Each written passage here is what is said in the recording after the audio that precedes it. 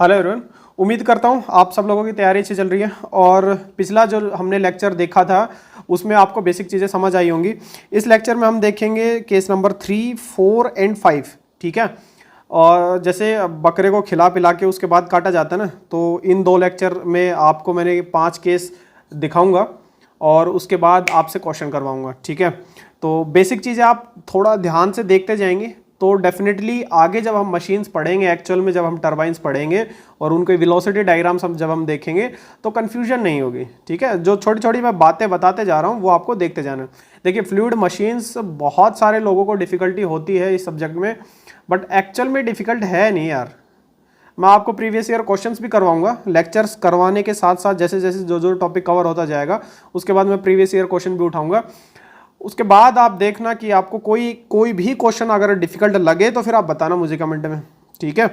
क्योंकि डिफिकल्ट चीज़ें हम बना लेते हैं अपने वीक कॉन्सेप्ट, और कहीं से हमने गलत सलत पढ़ा होता है शायद किसी किताब में से, या फिर जब टीचर ने हमें कभी पढ़ाया होता है तो हमने ध्यान से नहीं सुना होता। बट ऑफ कोर्स आप अगर वीडियो देख रहे हैं तो ध्यान से सुनेंगे, क्योंकि आपको करियर की बाजी है और करियर को लाइटली लेंगे तो डेफिनेटली जीवन में बड़ी मेहनत करनी पड़ेगी। और करियर को थोड़ा सा स्ट्रिक्टली ले लेंगे, सीरियसली ले लेंगे तो 1 साल मेहनत के बाद लाइफ बहुत ही स्मूथ, कूल एंड काम चलेगी। उसके बाद आप वो करेंगे जो आपका एक्चुअल में मन करता है, आप अपनी हॉबीज़ को टाइम दे पाएंगे उसके बाद। ठीक है। चलिए स्टार्ट करते हैं केस नंबर 3। इसमें हम देखेंगे जब जेट आपकी स्ट्राइक करेगी वर्टिकल हैंग्ड फ्लैट प्लेट। ठीक है। इसका मतलब ये है कि ये अगर वर्टिकल प्लेट है आपकी और इस पॉइंट से ये हिंज है, ठीक है, और इसके हॉरिजॉन्टली एक जेट इस पे स्ट्राइक करती है तो हिंज पॉइंट से ये ऐसे मूव करेगी। ठीक है। तो मूव करेगी तो ऐसे पर्टिकुलर क्वेश्चंस में जब ये मूव करेगी, ठीक है, यहाँ से जेट आई, पहले वर्टिकल थी और उसके बाद जेट आई तो जेट इसको पुश करेगी और मूव करेगी। एक इक्विलिब्रियम कंडीशन आएगी जब जेट इस पे स्ट्राइक करती रहेगी और ये ना और इंक्लाइंड मूव करेगी ना फिर ये नीचे आएगी। ठीक है। ये जेट का जो फोर्स है और जो इस प्लेट का इटसेल्फ mg है वो एक जगह बैलेंस कर जाएंगे इस हिंज पॉइंट के अबाउट। ठीक है। मोमेंटम इनका बैलेंस हो जाएगा। अब ये किस एंगल पे बैलेंस हो रही है? ठीक है। ये पहले वर्टिकल थी, फिर जैसे ही जेट ने स्ट्राइक किया तो ये मूव की। अब ये जो एंगल बनाएगी, जनरली ये एंगल हमसे पूछा जाता है क्वेश्चंस में। ठीक है। इस पर्टिकुलर टाइप से रिलेटेड। ठीक है। तो हमारा फोकस इस पर रहेगा कि एंगल हम कैसे निकालें। चलिए बेसिक चीज़ देखते हैं। मान लो लेंथ जो है इनिशियली, ये जो वर्टिकल रोड में दिखा रहा हूँ ये इनिशियल है। ठीक है। वर्टिकल जो प्लेट है ये इनिशियल पोजीशन है और ये ब्लू कलर से जो आपको दिखाई दे रही है ये हमारी जेट है। ठीक है।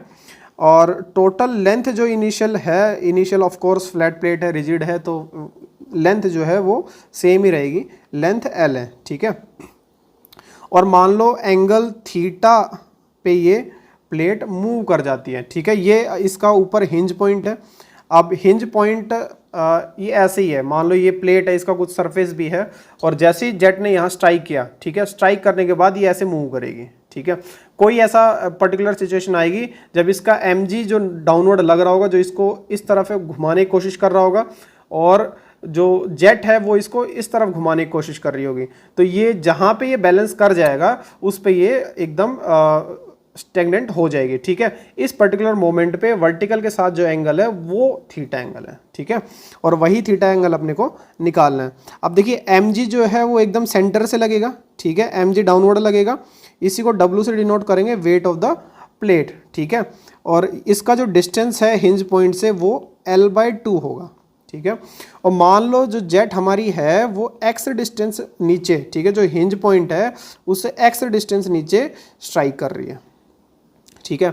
अब बेसिक चीज़ समझते हैं। अगर ये एंगल थीटा है, ठीक है, इसको एक्सटेंड करेंगे और जो प्लेट है जहाँ पे आपका स्ट्राइक कर रहा है, ठीक है, जिस पॉइंट पे आपकी जेट स्ट्राइक कर रही है उस पे एक नॉर्मल लाइन डालेंगे। नॉर्मल मतलब प्लेट के राइट एंगल पे।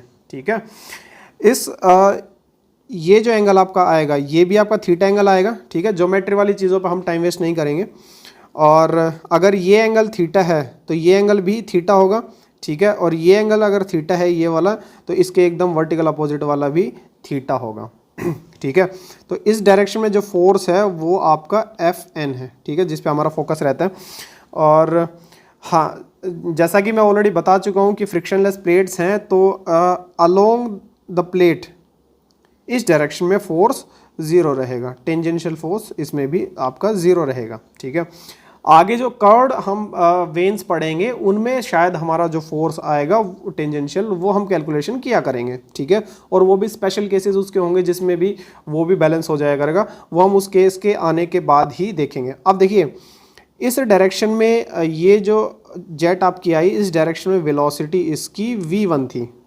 ठीक है, अगर इस डायरेक्शन में वेलोसिटी v1 है तो इस डायरेक्शन में, ठीक है, परपेंडिकुलर डायरेक्शन में वेलोसिटी कितनी हो जाएगी, ये एंगल थीटा है, तो ये v1 कोस थीटा। ठीक है, यही चीज़ मैंने आपकी यहाँ पे लिख दी है। ठीक है, ये जो वेलोसिटी, जिस वेलोसिटी से ये इसके नॉर्मली स्ट्राइक करेगा वो v1 कॉस थीटा है।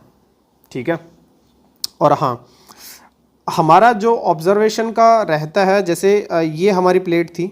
ठीक है, तो इस पे एकदम 90 डिग्री पे जो स्ट्राइक कर रहा है उस पे हम ऑब्जर्व करते हैं पॉइंट नंबर 1, मतलब एंट्री पॉइंट। ठीक है, हमें क्या करना होता है, जो जेट हमारी है इनिशियली जो उसका मोमेंटम है, ठीक है, माइनस फाइनल जो उसका मोमेंटम है वो हम देखते हैं एक्स डायरेक्शन में भी और वाई डायरेक्शन में भी। ठीक है, चलिए अब स्टार्ट करते हैं। इक्विलिब्रियम कंडीशन पे आपका जब हिंज पॉइंट पे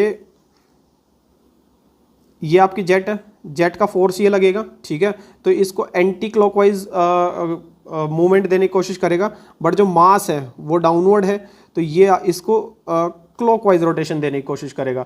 तो कहीं तो ऐसा पॉइंट होगा जहाँ ये दोनों बैलेंस कर जाएंगे और वहीं पे आपकी जो प्लेट है वो रुक जाएगी। ठीक है, तो मोमेंट जो है एट पॉइंट ए, जो हिंज पॉइंट है, उस पर समीशन सबका ज़ीरो रहेगा। या फिर आप सिंपली कह सकते हैं कि इसकी वजह से, जो mg की वजह से जो रोटेशन आया और जो फोर्स जो जेट ने लगाया, उन दोनों की वजह से जो रोटेशन है वो बैलेंस हो जाएगा। ठीक है, तो एफ एन जो हम डिनोट कर रहे हैं वो एकदम परपेंडिकुलर जो उसके लगा है प्लेट पे वो फोर्स है, इनटू डिस्टेंस वाई।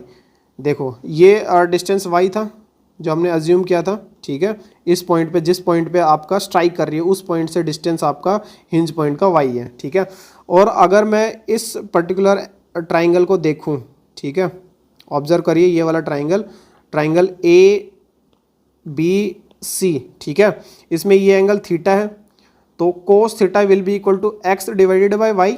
ठीक है, तो वाई हमारा क्या हो जाएगा, एक्स बाय कॉस थीटा, और एक्स क्या, इनिशियली जेड जितना डिस्टेंस नीचे स्ट्राइक कर रही थी। ठीक है, तो F N into y distance, ठीक है, will be equal to W sine theta into L by two. Sine theta क्यों लिया वो समझाता हूँ। डब्लू तो आपका इस डायरेक्शन में है, ठीक है, और आइदर तो आप इसको एक्सटेंड करके ये डिस्टेंस निकाल लो, ठीक है, या फिर आप इस W का ये कंपोनेंट निकाल लो। ठीक है, और W का ये कंपोनेंट निकालना ज़्यादा इजी है क्योंकि ये एंगल आपको थीटा पता है, ये एंगल कितना हो जाएगा 90 माइनस थीटा। ठीक है, तो W into cos of 90 minus theta will be equal to W sine theta. ठीक है, तो ये यहाँ पे लिख दिया W sine theta into L by two, क्योंकि वेट आपका हाफ डिस्टेंस पे लग रहा है। मास फ्लो रेट जो आपका है वो रो ए इंटू V1 है। ए आपको ऑलरेडी पता है जो जेट का एरिया है वो, ठीक है, pi by 4 into D square. ठीक है, तो एफ एन आपका क्या हो जाएगा, मास flow rate into velocity V1 into cos theta.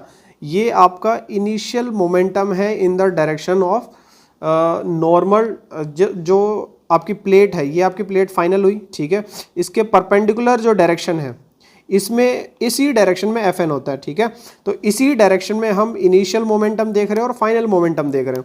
तो इनिशियली इस डायरेक्शन में का जो मोमेंटम है वो mass into velocity V1 cos theta हमने पढ़ा था अभी, माइनस इसी डायरेक्शन में फाइनल वेलोसिटी। अब इसी डायरेक्शन में फाइनल वेलोसिटी जीरो होगी क्योंकि सारा जो वाटर है, जो जेट है, वो आइदर तो इधर से निकलेगा या फिर इधर से निकलेगा, सामने वाले डायरेक्शन में कुछ भी नहीं जाएगा। ठीक है, तो ये हो गया जीरो। यहाँ से आपका एफ एन आ जाता है rho a V1 square into cos theta. ठीक है, और वाई की वैल्यू हमें ऑलरेडी पता है। ठीक है, और अब हम क्या करेंगे, ये जो इक्वेशन है इसमें एफ एन की वैल्यू ये सब्स्टिट्यूट कर देंगे। सब्स्टिट्यूट करने के बाद जब आप सॉल्व करेंगे तो आपका sine theta is equal to आ जाएगा, sine theta is equal to 2 into rho a v one square x by डब्ल्यू इंटू एल। ठीक है, अब क्वेश्चन जो ऑब्जेक्टिव आपके बनेंगे वो इसी टाइप के क्वेश्चन बनते हैं कि एक्स की वैल्यू चेंज करने से थीटा पे क्या डिफरेंसेस आएंगे। ठीक है, चलिए केस नंबर 4 देखते हैं। Jet strike at the centre of stationary curved plate, या फिर ब्लेड भी बोल सकते हैं या वेन भी बोल सकते हैं। ठीक है, अब देखिए ये हम अजम्पशन ले रहे हैं कि वेन आपकी सिमेट्रिक है। ये जो सेक्शन है जो मैं शेड कर रहा हूं, ये वाला सेक्शन आपका ब्लेड है, वेन है। ठीक है, और ये आपकी जेट है जो मैंने ब्लू कलर से दिखाई है, ये आपकी जेट है, स्प्लिट हो जाती है 2 हाफ में। ठीक है, अब सिंपल हमें कुछ नहीं करना, यहाँ पे इसका जो मोमेंटम था इस डायरेक्शन में, क्योंकि इसमें तो टोटली एक्स डायरेक्शन में टोटल मोमेंटम है, बट स्प्लिट जब हो जाएगा तो इसका वेलोसिटी के कंपोनेंट 2 डायरेक्शन में आएंगे। ठीक है, अब ये जो टेंजेंट जिस एंगल पे एग्जिट कर रहा है, ठीक है, वो एंगल फाई है। ठीक है, चलिए देखते हैं। फाई क्या आपका वेन एंगल एट एग्जिट। ठीक है, मेरे हिसाब से आप समझ पा रहे हैं इस चीज़ को। और अगर किसी पर्टिकुलर चीज़ में आपको डाउट आती है तो वो आप कमेंट में लिख के मुझे बताएंगे। ठीक है, अब हमें सिंपल कुछ नहीं करना है, एक्स डायरेक्शन जो ये है इसमें हमें मोमेंटम चेंज निकालना है और फिर वाई डायरेक्शन में मोमेंटम चेंज निकालना है, सिंपली हमारे फोर्सेस आ जाएंगे। इसमें एक चीज़ और नई इंट्रोड्यूस हुई है, डेल्टा, जो कि एंगल ऑफ डिफ्लेक्शन है। इसका मतलब ये है कि अगर इनिशियली इस डायरेक्शन में मेरी वेन जेट आ रही है तो टोटल ये कितने एंगल पे डिफ्लेक्ट हुई जब ये वापस जा रही है। ठीक है, तो वेन के थ्रू ये कर्व घूम के और इस एंगल पे गई। ठीक है, तो इनिशियली ऐसे आ रही थी, फिर टर्न होके ये जो एंगल पूरा टर्न हुआ है ये आपका एंगल ऑफ डिफ्लेक्शन है। ठीक है, तो वेन का जो एंगल है वो तो आपका फाई है। ठीक है, बट इनिशियली ये इस डायरेक्शन में जा रही थी, बट ये टर्न होके इस डायरेक्शन में अब जाने लग रही है, तो ये जो टोटल एंगल आया है ये आपका एंगल ऑफ डिफ्लेक्शन है, जो कि डेल्टा से मैं डिनोट कर रहा हूँ, जो कि 180 माइनस फाई आपका हो जाएगा। और जो वेलोसिटी एग्जिट पे रहेगी वो एग्जैक्टली सेम रहेगी v1 के, क्योंकि कोई फ्रिक्शन नहीं है। ठीक है, फ्रिक्शन नहीं तो वेलोसिटी का जो मैग्नीट्यूड है वो सेम रहेगा, बट इसके एक्स डायरेक्शन में कंपोनेंट कुछ आएगा और वाई डायरेक्शन में कंपोनेंट कुछ आएगा। और जो एक्स डायरेक्शन का कंपोनेंट है वो माइनस v2 cos फाई होगा, वाई डायरेक्शन में क्या होगा माइनस v2 sin फाई। ठीक है, क्योंकि ये एंगल आपका फाई है। चलिए अब हम इक्वेशन इजीली बना पाएंगे। मास फ्लो रेट आप सबको पता है रो ए इंटू वी वन होगा। एक्स डायरेक्शन में जो फोर्स होगा, इनिशियली जो मोमेंटम था, ठीक है, m1 m dot into v one. ठीक है, final minus final momentum. Final momentum क्या है, देखो ये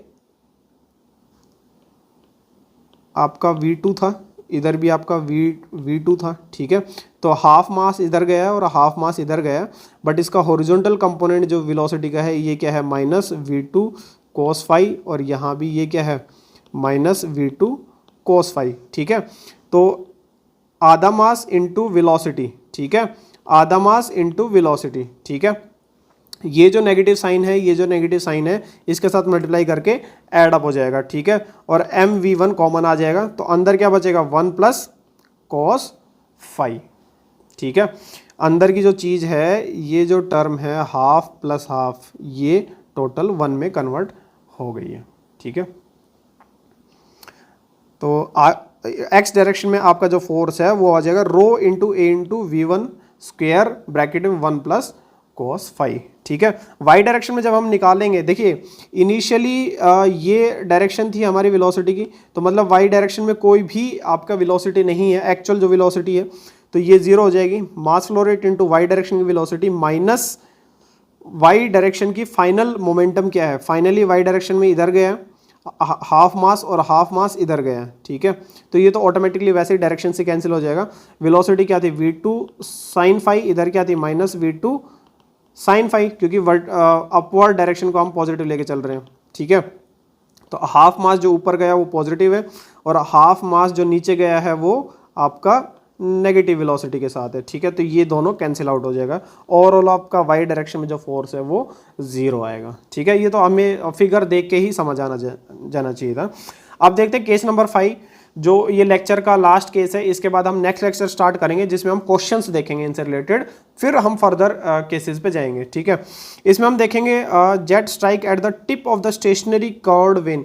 ये बहुत ही ज़्यादा इंपॉर्टेंट है क्योंकि बाद में आपको इनसे दिक्कत हो सकती है, तो थोड़ा सा आप ध्यान से सुनेंगे। अनसिमेट्रिक ब्लेड है, ठीक है, ये जो पोर्शन मैं शेड कर रहा हूँ ये आपकी ब्लेड है, ठीक है। इनिशियली जिस जो टेंजेंशियली इसने एंटर किया, ठीक है, ब्लेड के एकदम टेंजेंटली एंटर किया, ये जो एंगल बनता है ये आपका थीटा है, ठीक है।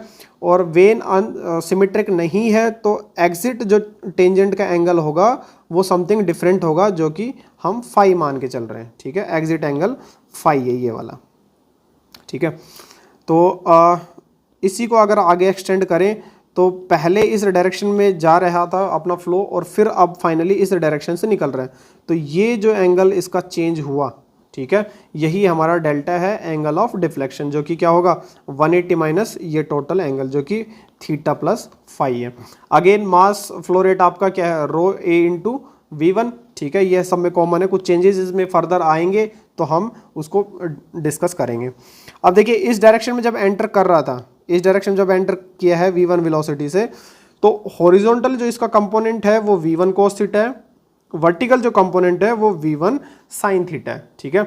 तो इनलेट वेन पे एंटर करने से पहले, ठीक है, एंटर करने से पहले इसका एक्स डायरेक्शन में भी कुछ मोमेंटम है और वाई डायरेक्शन में भी कुछ मोमेंटम है, ठीक है। जब ये एग्जिट करता है V2 वेलोसिटी से जो कि V1 के बराबर है क्योंकि फ्रिक्शन नहीं है, तो इसका भी वर्टिकल डायरेक्शन में एक कंपोनेंट है V2 sin फाई, ठीक है, क्योंकि एग्जिट एंगल फाई है, ये एंगल फाई है इसका। और जो एक्स डायरेक्शन में जो वेलोसिटी आएगी वो क्या आएगी माइनस, क्योंकि लेफ्ट साइड डायरेक्शन में है। एक चीज़ ध्यान देने की है कि वर्टिकल डायरेक्शन में इधर भी है और वर्टिकल डायरेक्शन में इधर भी है, मतलब दोनों ही अपवर्ड है, तो इसमें जो मोमेंटम चेंज है वो आपका एग्जैक्टली जीरो हो जाएगा अगर फाई और थीटा सेम हो जाए, मतलब सिमेट्रिकल वेन हो जाए, तो इसमें भी आपका वर्टिकल फोर्स है वो जीरो आ जाएगा। देखेंगे अभी डिराइव करेंगे उस चीज़ को। हाँ, यहाँ पे आपका हो जाएगा -V2 cos फाई, ठीक है। तो इनलेट पे हमारा दो वेलोसिटीज है, एग्जिट पे भी दो वेलोसिटीज है, सिंपली हमें मास से मल्टीप्लाई करके उनका डिफरेंसेस ले लेना है तो हमारा फोर्सेस आ जाएंगे, ठीक है। ये बहुत ईजी है। एक्स डायरेक्शन में देखेंगे m into V1 cos theta, ठीक है, ये इनिशियल मोमेंटम हुआ minus final momentum m dot into velocity, velocity क्या है minus of V2 cos phi, ठीक है। ये सॉल्व करेंगे, सॉल्व करके आपका आ जाता है rho a V1 square bracket में cos theta plus cos phi, ठीक है।